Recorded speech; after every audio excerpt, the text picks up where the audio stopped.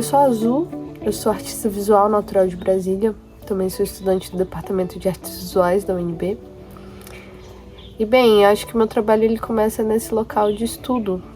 estudos que eu faço sobre retrato, sobre autorretrato, anatomia, mas uma anatomia de um corpo outro, um corpo talvez astral, espiritual em outro nome, que eu também percebo enquanto meu corpo, mas que ele não obedece a essas formas físicas. E me debruçando mais sobre esse tema, eu vou encontrando alguns símbolos de repetição, um deles o olho, e começo a entender a função do olho na composição, que eu acredito que seja esse ente mimético do olhar, assim, uma estrutura capaz de simular a ação do olho, que é o olhar. Indo para desenhos de campo, assim, eu acabo percebendo esses retratos também na natureza, assim, em árvores, nos nós das árvores, costumo ver muitos olhos, então acho que esse desenho acaba me levando para essa transfiguração da minha percepção corporal. E eu começo essa minha última série, que é sobre frutas, que é quase uma memória póstuma, assim,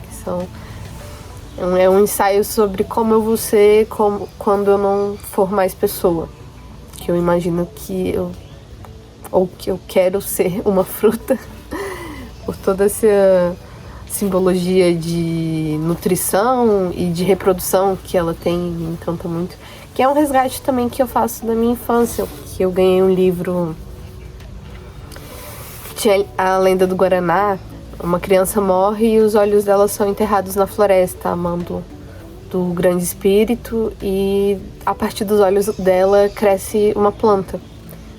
Eu sempre achei muito bonita essa simbologia, e nesse segundo momento do meu retrato, nesse retrato expandido na natureza, essa lenda volta para mim através dessas imagens. Então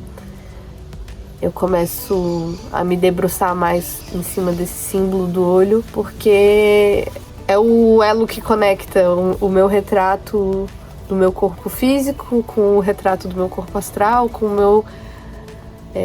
retrato da minha possível próxima vida.